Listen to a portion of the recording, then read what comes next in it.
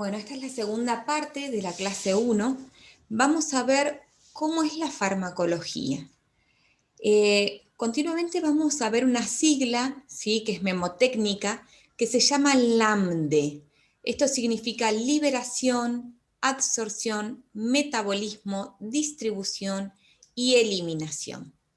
Entonces, cuando hablamos de liberación, lo que estamos hablando es la salida del fármaco, cómo el fármaco, ¿sí?, se libera en el cuerpo.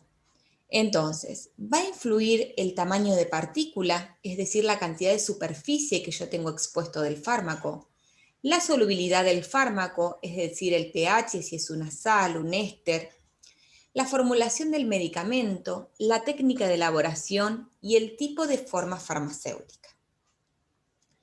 Esto es muy importante. ¿Por qué? Porque si hablamos de la forma farmacéutica y estamos hablando de una solución endovenosa, la medicación cuando se libera directo al torrente sanguíneo. Si estamos hablando que se va a liberar al torrente sanguíneo es un pH neutro. Si estamos hablando de una liberación de fármaco en vía oral, tenemos que ver que el fármaco se va a administrar en forma oral, va a disolverse en la boca, va a llegar al estómago que tiene un pH ácido, para luego pasar al intestino que tiene un pH alcalino. Dependiendo la formulación de este medicamento, si tiene una cubierta como son las cápsulas, esa liberación puede ser más rápida, más lenta, puede ser que se disuelva en el estómago o puede ser que yo haga una elaboración especial para que se disuelva en el intestino. Cuando hablamos de absorción, es cómo el medicamento va a ingresar en el cuerpo humano. Para ello tenemos acá a la izquierda lo que es la célula. La célula nosotros sabemos que tiene la membrana plasmática y tiene el núcleo. Cuando hablamos de la membrana, si tenemos el torrente sanguíneo, ¿no es cierto?, y tenemos la membrana de la célula, y viéramos en una microscopía electrónica, veríamos en forma molecular, ¿sí?, cómo la membrana está compuesta de los fosfolípidos, las cabezas que son hidrofóbicas, ¿sí?, hidrofílicas, perdón, con todo lo que es las cadenas carbonadas dentro de estos fosfolípidos que son hidrofóbicas. Por lo tanto, se sitúan hacia el interior. Recordemos que nuestro cuerpo humano, aparte de esta membrana, tenemos otras barreras en el organismo, como es la membrana materna, ¿sí?, en donde lo que es... ay, estoy trabada. Y tenemos la barrera hematoencefálica, ¿sí? La barrera hematoencefálica es lo que recubre al cerebro, aparte de tener la parte de la presión negativa, ¿sí?, hacia el cerebro. Y después, bueno, tenemos la membrana plasmática que está acá. Esto es importante porque cuando hablemos la absorción, vamos a ver que hay distintas formas de absorción. Tenemos transporte activo, difusión facilitada, ¿sí?, pinocitosis. ¿Cómo sería? La difusión facilitada es cuando directamente viene un fármaco y pasa por distintos canales que ocurren dentro de la membrana. Cuando hablamos, en cambio, de un transporte activo, es que dentro de estas membranas hay proteínas en donde viene el fármaco, se engancha, por así decirlo, en una proteína, permite que se abra un canal y pase la molécula al interior de la célula, o que del interior de la célula pase al exterior. Después veremos en profundidad, dentro de la clase que viene, ¿sí?, cómo son estos receptores. Pinocitosis y fagocitosis es la incorporación, ¿sí?, directamente se imagina y entra las sustancias. Cuando nosotros hablamos de las diferentes curvas que tenemos, áreas bajo la curva, habíamos dicho que nosotros podemos dar un medicamento en forma endovenoso. Esto significa la concentración plasmática de ese medicamento en el tiempo.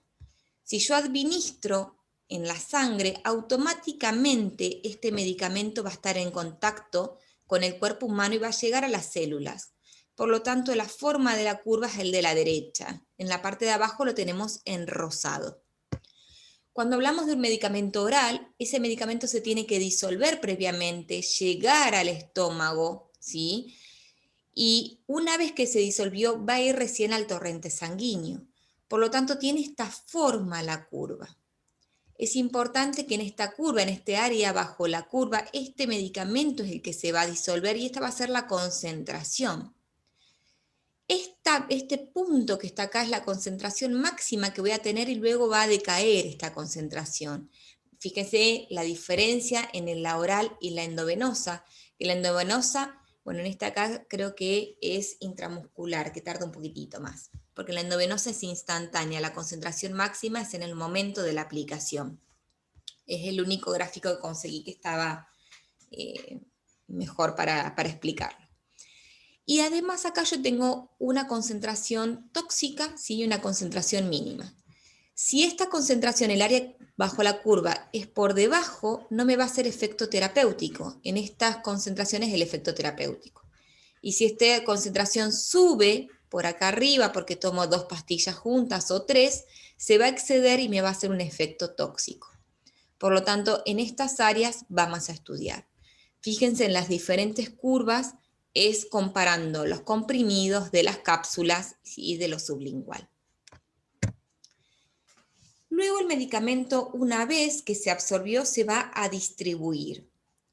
¿Cómo es esa distribución? ¿Sí? Cuando hablamos de la distribución. Esta distribución, ¿sí? Vamos a ver que luego de acceder el fármaco al organismo, puede fijarse a formas de la sangre, puede unirse a proteínas plasmáticas y seguir distribuyéndose, o puede ser una distribución tisular.